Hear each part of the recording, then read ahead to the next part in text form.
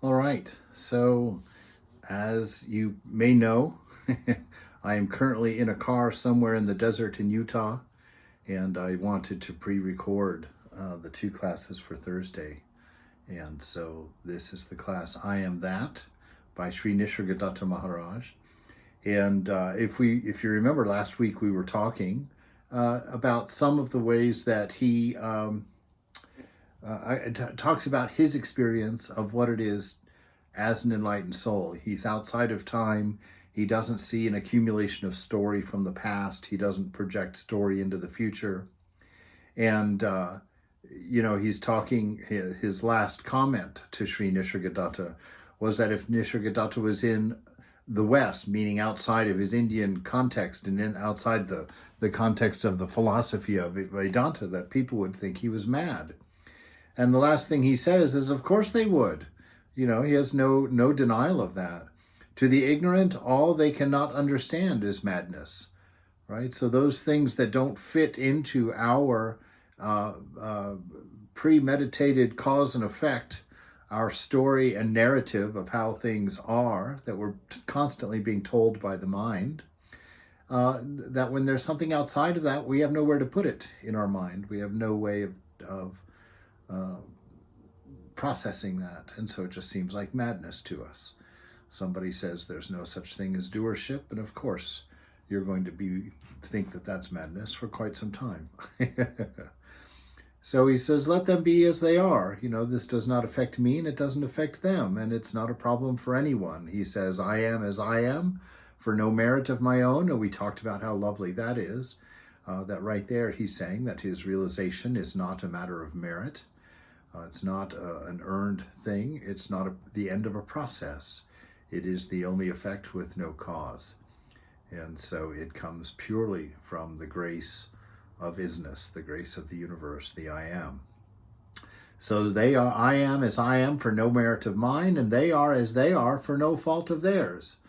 Right? So life obeys this. We have this idea of karma. We have this idea of good and bad purely to help us out in our spiritual endeavors.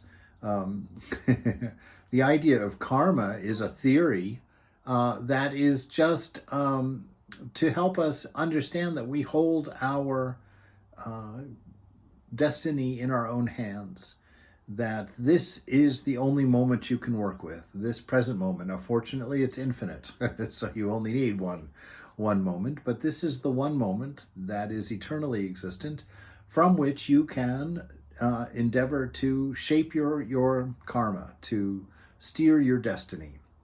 And so all of the theories of karma, that what comes around goes around, good begets good, bad begets bad, all of these ideas are taken control of in this neutral moment, which is always perfect as it is. So it's a perfect neutrality. And that there's nothing happening within it, but it is as it should be. And we map karma onto it using our mind, which uses two tools to manage the experience of this one without a second that we're actually experiencing, or seemingly experiencing. And within that, the mind uses time, space, and causation as a tool to create ego, to create story, to create a narrative, so that we can function, so that we can manifest our own existence, manifest our own expression in the moment. And so in this moment, we have full control of our karma. And it is affecting this moment by giving us the narrative that we project on the moment, that gives the moment meaning. And so this is what he's talking about here. He says that the supreme reality manifests itself in innumerable ways. As a matter of fact, everything that you can hear, taste, touch, smell, or see with the senses, these are the supreme reality manifesting itself, right? It's manifesting as a unity. Our senses are breaking it immediately into 5 pieces and feeding it to the mind, where the mind is busily creating a relative universe based on these 5 disparate pieces that we've collected continually for an understanding of our reality. And so he says, all arise and all merge in the same ocean, right? So all of this separation, all of these waves come from a singularity, come from an ocean. And all of this change is emanating from somewhere. And where is that emanation? That emanation is from within you. You are the light of awareness that reflects on the mind and produces or allows us to perceive this illusion of constant change by being the one factor that is never changing. So all of these things are passing through us. We are not actually in this world. This world is within us. So there's plenty of stuff in there to call madness for sure. So now our questioner continues and says, when by natural causes thousands and millions of lives are extinguished, as it happens in floods and earthquakes, I do not grieve. But when one man dies at the hand of a man, I grieve extremely. The inevitable has its own majesty, but killing is avoidable, and therefore ugly and altogether horrible. All right, so it's an act of will. It's an act of egoism to do anything, actually, but certainly killing someone or something else. And so it takes away that acceptability of this is the divine will, or this is the way the universe is, however you want to talk about that. So Maharaj responds, he says, well, everything happens as it happens. Calamities, whether natural or man-made, happen, and there is no need to feel horrified by them, right? It is the natural process of things going on perfectly as it should.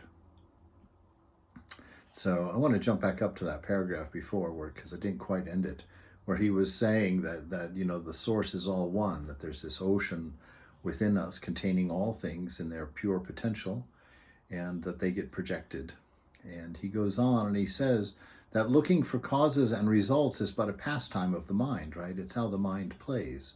We sit there and look at causation, create stories and algorithms of causation, and we enjoy the philosophical and intellectual endeavor in it. But he says it's just a pastime of the mind. There's not much meaning in it. He says what is lovable. So this moment, the I am, he says, this is what we should be interested in. This moment that we've always inhabited, and we should become more curious about that how is it that this moment has been unending and without a beginning? We never experience the beginning of a moment. We never experience the end of it. And yet it just seems to sit there completely unwatched by us, of no concern. And he's saying that that's interesting because this moment is quite lovable if you see it as it is. So he says what is lovable. And he says this love that is pre-existent here is not a result. So it's not a compound. It's the fundamental nature of isness, of this moment. That love is not a result. It is the very ground of being. Wherever you go, you will find being, consciousness, and love. Why and what for make preferences? Why? So he's saying that the reason that we're very interested in this moment is that the sages have found, by studying it, by immersing themselves in it, by being purely present in it, they've come to know its nature to be a love that does not have a condition. Everything in the moment is available to this love, is illuminated by this love, and that the metaphor for this love is light. Everywhere there is light right now. I'm being embraced, flooded with love, with light. And so your consciousness is picking that up, seeing it reflected in mind, and able to hear these words and these messages. And so this unchanging moment within which we have the power to steer our destiny, which is done through acceptance and through really the steering of our destiny is done through surrendering, right? Because there's nothing to be changed, there's nothing to be improved. And it's a matter of coming to that surrender within, that acceptance within, when we come to know that the nature of this enveloping moment that we're in is love, right, is wisdom. And when we come to know that, we come to know that everything enveloped in this moment with us is therefore perfect in that light. And our endeavor is to find that perspective, to discover that view from within. And he'll go on here and talk more about it, even though I'd love to just keep rambling on like this. So he says, all happens as it happens. Calamities, whether natural or man-made, happen, and there is no need to feel horrified, right? Every single person that has ever lived has died. Why mourn anything?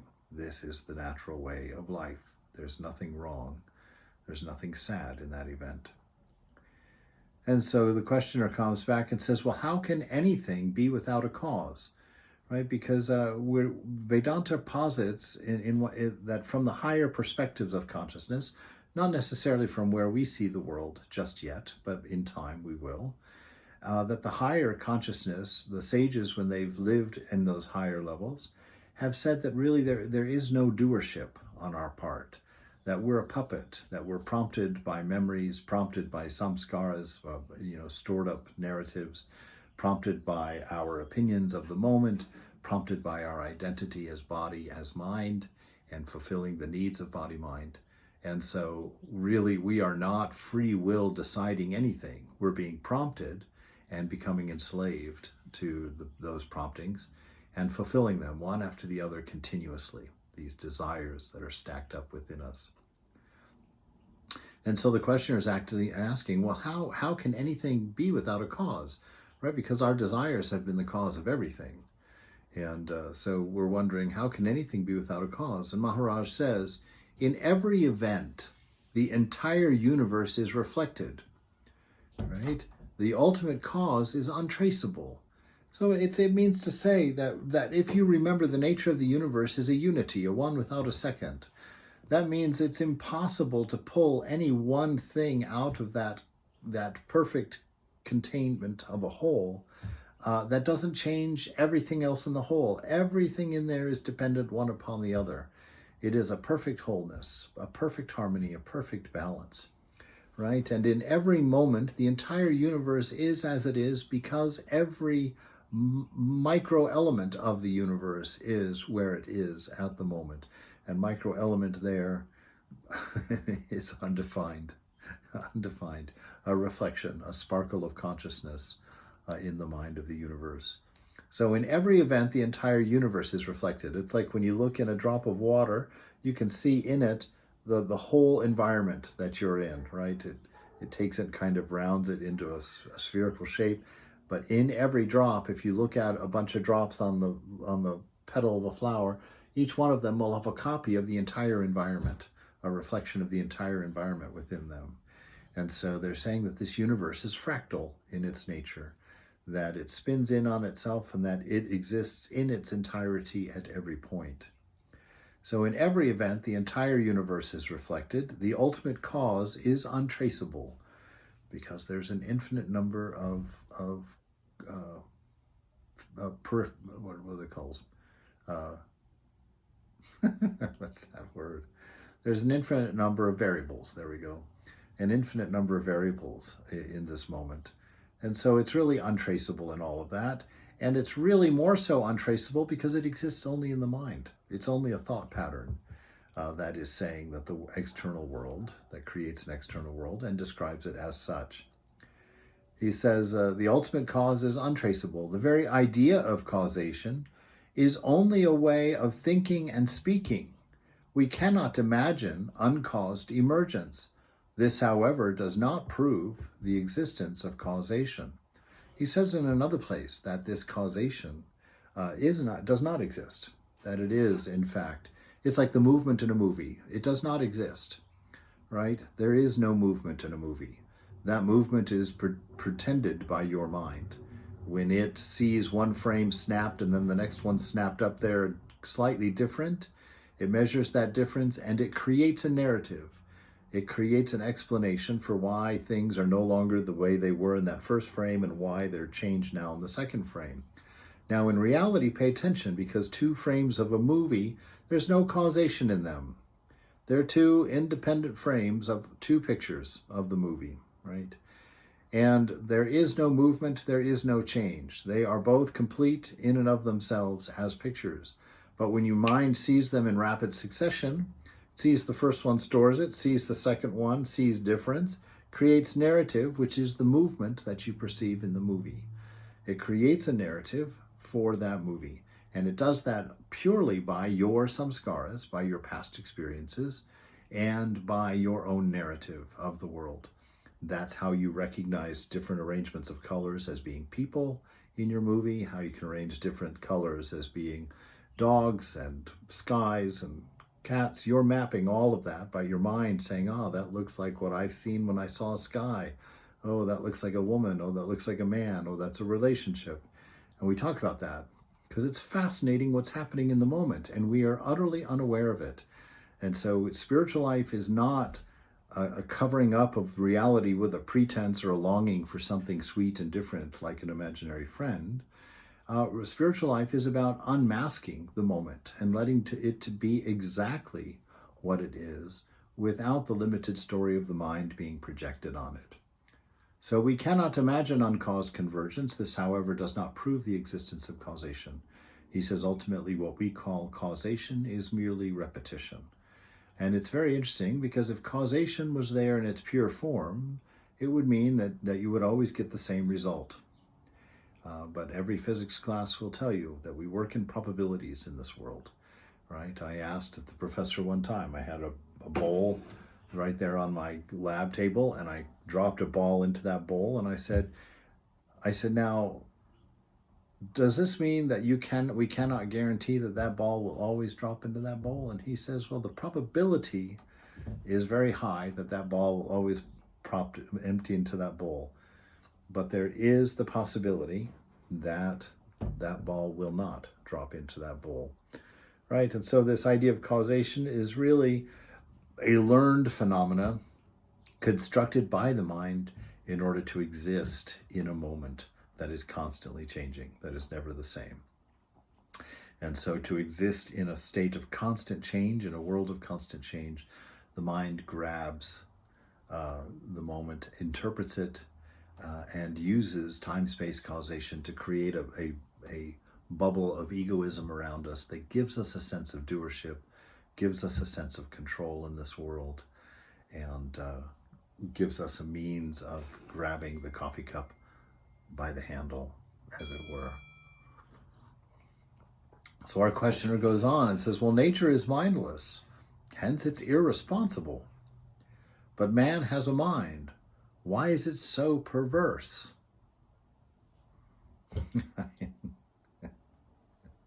It's funny how much we betray about ourselves just by our own questioning. So in every event, the entire universe is reflected, right? Nature is mindless, hence irresponsible. So what he's saying is nature is mindless. He means nature has no intention, no will, right? I talk about this quite a bit, that the ultimate manifestation of God, or God in his ultimate form, not manifestation, but ultimate form of God, or formlessness of God, the unity of God, there is no will, because an all-knowing, all-powerful, all-present isness, the will that it would have would be instantaneously fulfilled. It would manifest immediately. Right? There is no time for God to store up a will, because as soon as it occurred in that universal mind, it would be as it is. So we are always in the perpetual expression of a divine will, as it were. And so there is not a sense of responsibility where God is trying to work something out. God is merely being, and this universe is what that looks like in this particular way, right? So that's what he means by nature is mindless, and hence irresponsible, right? Irresponsible means that there's no sense of identity or ownership, that God does not do anything here for himself or herself or itself, right? Actually, that God is not doing. It's just like your body temperature right now. Because your body is emanating 98.6 degrees. You don't have to do a whole bunch to make that happen, and actually it's not even on your responsibility list. Never is it on your to-do list, get my body to 98.6. It just does it. And so with this universe, God is, and so this is what is. And what it is what spiritual life is all about, trying to figure or trying to see that as it is, trying to determine what is story, what is narrative, what is egoism, and what actually is. That's the challenge. But has a mind. Man has a mind. Why is it so perverse? Well, a person with a perverse mind wants to know why his mind is perverse. But I don't even know if that word has a meaning, perversion, in this context. Your mind is in the condition that it's in because of what you've chosen to attach to and identify with as it has passed through your moment in life. Those things that you didn't want to let pass through your moment, you grabbed them and you shared your immortality with them by placing them in your memory so that you could have them whenever you wanted to think of them. And the problem with doing that then is that when the moment presents a sensation or something through the senses that perks up that memory is brought into being along with some of its other friends, right? And it gives you a perspective on the moment. It changes the way you're going to interpret the moment. And that is what we call our karma. All of these things that we've grabbed out of the flow of time, stored them in our mind for our own enjoyment later, begin to affect our perception of the current moment so that we no longer see it as it is. We produce it in a state of mind, which continues our narrative, continues our story. And things that don't go well or don't go according to that story, that is suffering. Things that go well with that story, that is our happiness. But the story is arbitrary and chosen by you. And so we're trying to find a mind with no story, a mind with no thought, to experience this moment, because to experience this moment as it is ecstasy, is samadhi. Maharaj, the causes of perversity are also natural. Heredity, environment, and so on. You are too quick to condemn. Do not worry about others. Now, this is a big pointer, and if you've been reading this book with us so far, you see that 90% of the time, well, I don't know what the percentage is, but anyway, we see quite often that this man is creating a narrative and then asking questions from within that narrative. And a lot of times those questions are not answerable because they're dependent upon a narrative that's not real. And so Sri Nisargadatta here, when he gives these answers, has to struggle with that quite a few times.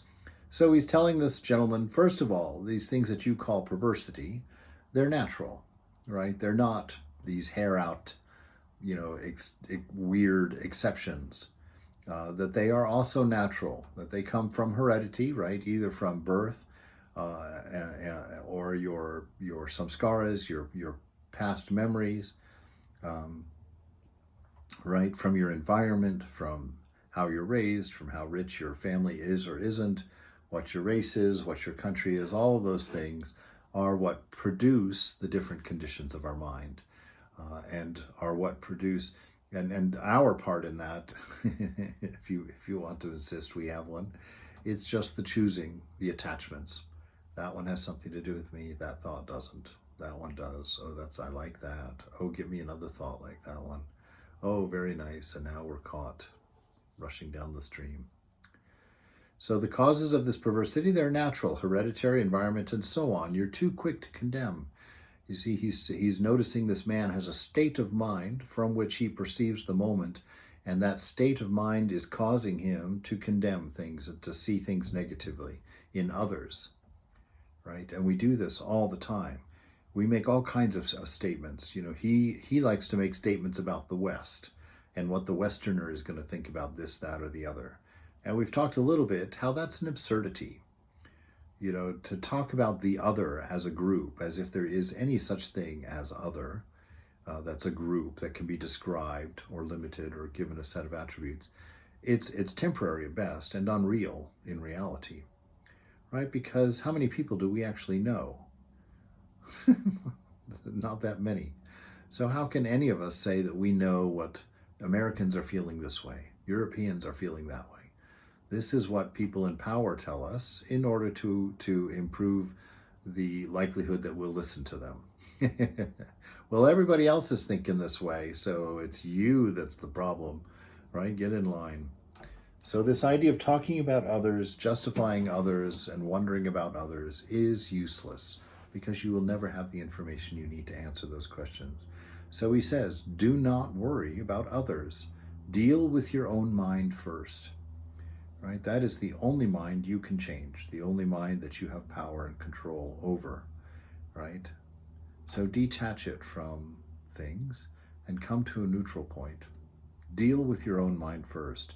When you realize that your mind is a part of nature, the duality will cease, right? When you understand that you are not separate and apart from this whole that you're experiencing, WHOLE, when you're not separate and apart from the whole, from the completeness, and you will come closer to what the sages have knowledge of, and that is that all of this is you.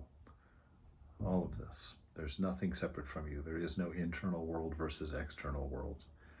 Right? He says that somewhere that what you place outside of yourself are the things you don't understand completely, and the things that you place within yourself are things that you do know intimately. Right? So do not worry about others. Deal with your own mind first, and when you realize that your mind too is a part of nature, the duality will cease. The sense of another will cease. Right? The questioner says, well, there is some mystery in it which I cannot fathom. How can the mind be part of nature? Maharaj, because nature is in the mind. Without the mind, where is nature? Right? Everything that you can think about, everything that you can experience has to be inside. Right? Because there's nowhere else for it to be. Even if I touch something seemingly external, like this, even when I touch that, it's not the external thing that I'm considering in my mind right now. It's the effect that this external thing is producing on my senses, in my hand, on my fingers. And that is being shot up my arm at some incredible speed to my mind, and my mind is creating lots of information from this. It's absorbing it and connecting it to all the other times I've picked a similar rag or even this rag up and drawing conclusions from it, right? But all of that is happening within my mind. So there is no rag out here right now, because even when I see this rag, I'm no longer seeing the external object, right? I'm seeing my mind's interpretation of what was sent to it via the senses. So there is no external, no verifiable external anyway, world that we have. Like Kant says, we can never know the thing in itself. Everything is polluted by our perspective. So, because nature is in the mind, without the mind, where is nature, right? So everything that we can possibly consider is already in the mind. How it got there, I leave that as an exercise to you. But through delusion, it seems like it came from outside, but there is no outside ultimately. All right. How can the mind be a part of nature? Because nature is in the mind. Without the mind, where is nature? Questioner, if nature is in the mind and the mind is my own, big question, right? It might not be your own mind. How do we all know that we're not using segments of the same mind, right? If nature is in the mind and the mind is my own, I should be able to control nature, which is not really the case. Forces beyond my control determine my behavior. All right, well, there's a couple of things in here. If nature is in the mind and the mind is my own, okay, now I'm going to posit that the mind isn't your own, that all of us are logged into our mainframe, and we use that for all of our little independent projects, and we have our little piece of cloud storage, as it were. But that we are using a portion of the universal mind for our own mind and calling it our own mind. So he says, if nature is in the mind and my mind is my own, I should be able to control nature. Now, the funny thing is that all of the great sages have said very odd things, that you can control nature. Jesus was famous for walking on water, famous for coming back, bringing his body back from the dead, famous for healing blind men and sick men and lame men and women, and famous for telling Peter, and demonstrating to Peter, you can walk on water, right? This world is in your mind. Say to this mountain, throw yourself in the sea, and verily I tell you the truth, it will throw itself in the sea. Right? So he's right here. If I'm able to control nature, I should be able to control nature if it's all within me. And that's why Jesus says, hey, if you've got faith the size of a mustard seed, you can throw a mountain in the water as well. You can get out of the boat and walk on water. It's up to you. Do you have faith, even the smallest amount of faith? Or do you believe it to be real and subject yourself to it? Subject yourself to the senses. All right? So he's right. He should be able to control it. But he says it's not really the case because he doesn't believe it's possible, you see. Forces beyond my control determine my behavior. That is bondage. That's bondage right there. All right, Maharaj. Well, develop the witness attitude. All right, understand that you're just observing. Take yourself out of the activity and observe all of the change from as neutral a perspective as possible. Don't own any of it. Don't try and grab any of it. Don't define it. Don't discuss it. Don't give it qualities. Don't fit it into a narrative. Simply see and let go. See and let go. See and let go. So develop this witness attitude, and you will find in your own experience, meaning not just me telling you, not just a scripture saying something.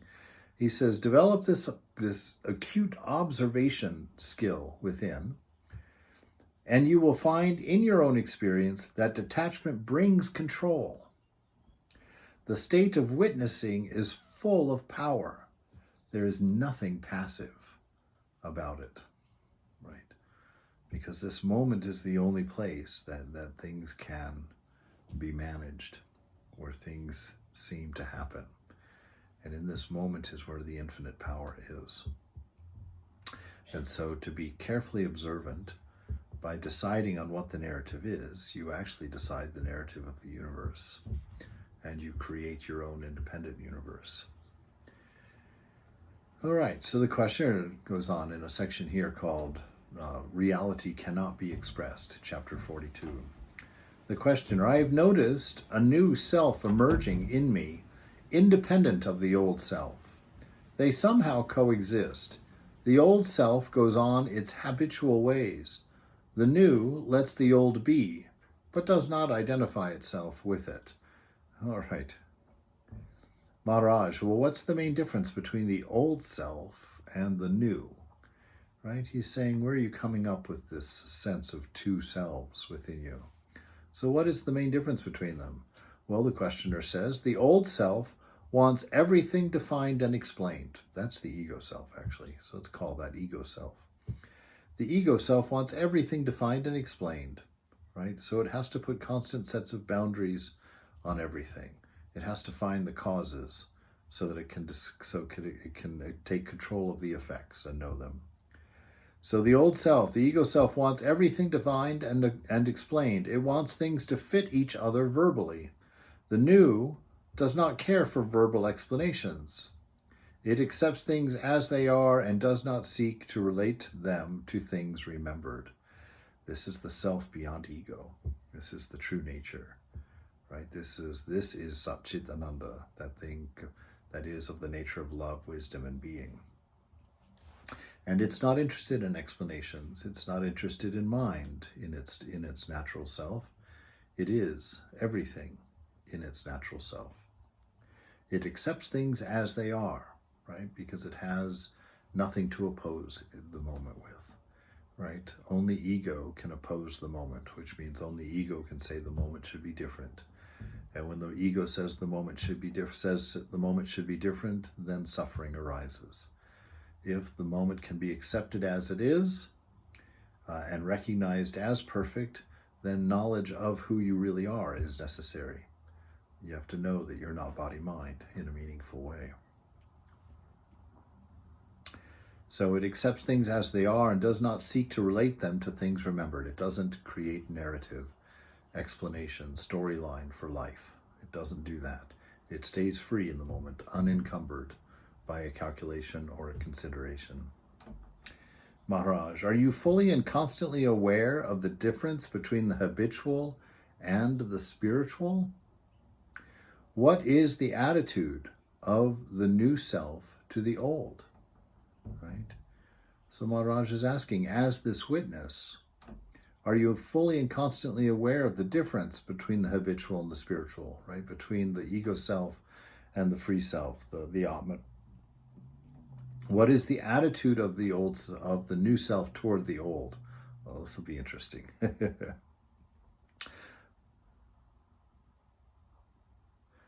Oh yes, this is Maharaj asking the questioner. So the questioner says, well, the new just looks at the old, right? The self is just the witness, so it's just looking at the old. It is neither friendly nor inimical.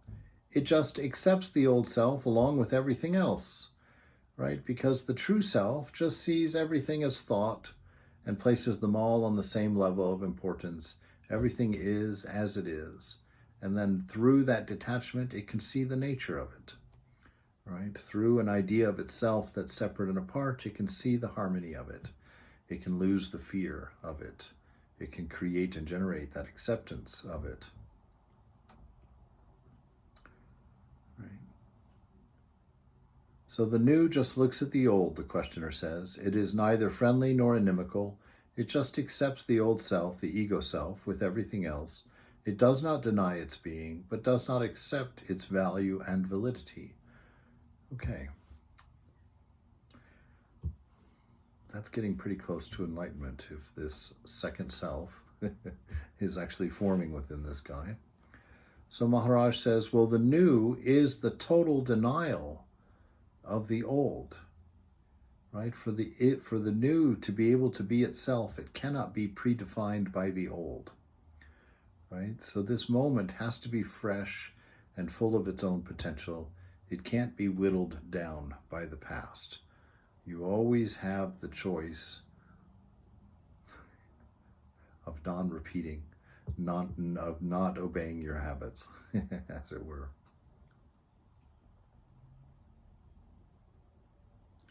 So the new, Maharaj is saying, is the total denial of the old. It's always produced in freedom and has an infinite potential for all possibilities from that point. The permissive new is not really new.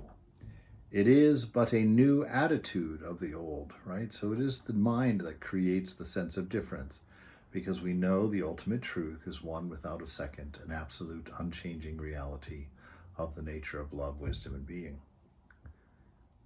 So it just accepts, so the permissive new is not really new, right? Because it has been the observer for eons, endless time, out from outside of time. Even at this moment, as you are watching this moment, you are watching from outside of time. The body-mind is inside time, and actually the mind is creating that sense of time. But your true nature, the true you, is observing this moment from outside of time. So it accepts the old self along with everything else. It does not deny its being, right? But does not accept its value and validity, the questioner says. So Maharaj says, the new is the total denial of the old. The permissive new is not really new. It is but a new attitude of the old. The really new obliterates the old completely, right? That's why there's no trace of the old ever in the moment. The moment is always new. The two cannot be together, right? Ego self and realization can't be together. They are they take opposite requirements to manage, right? The ego self requires separation, requires time-space causation, requires narrative in order for itself to exist, in order to explain its desires and its movements, right?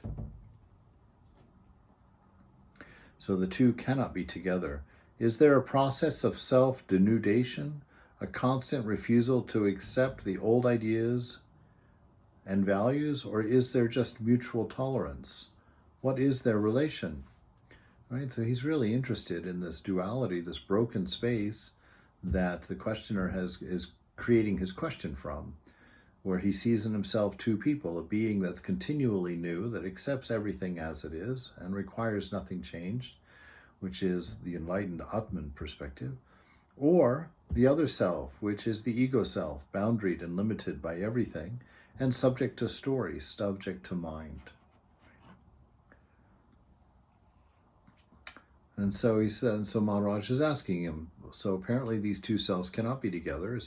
Is there a process by which you bring them into a unity, or is there a process, how do you deal with these two things in your mind, these two concepts of self, which can't be there simultaneously?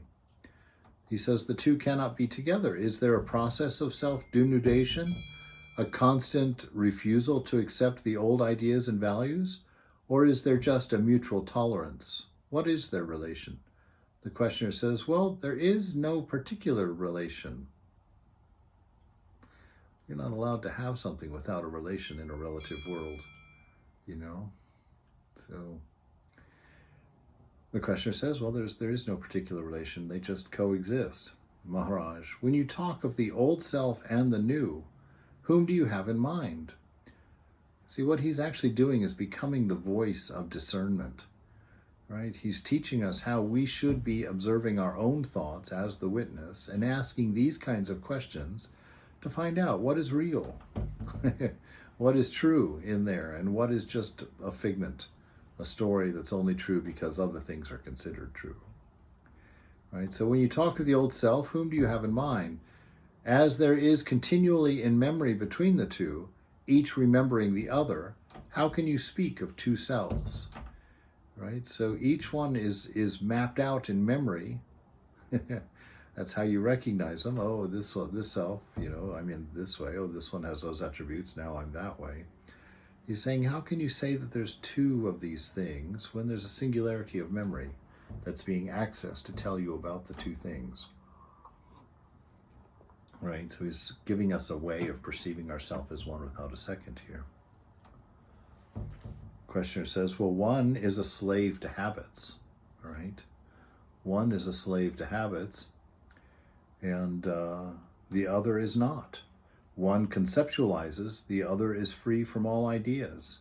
Well, he's just now, it's very doubtful to me that this questioner, with the conditions he's gotten himself tied into, as actually having these experiences. Now I think he's just pitting the ego self against realization and forming questions from it.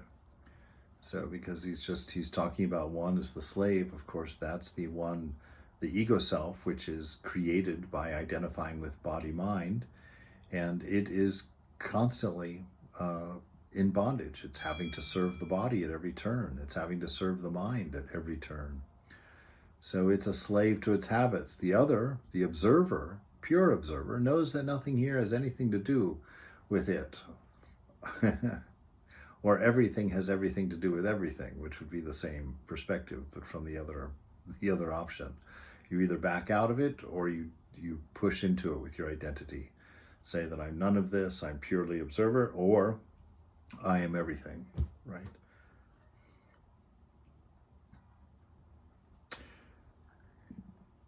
So he says one is slave to habits, the other is not. One conceptualizes and the other one is free from all ideas. Maharaj says, why two selves? Between the bound and the free, there can be no relationship. The very fact of coexistence proves their basic unity. There is but one self. It is always now.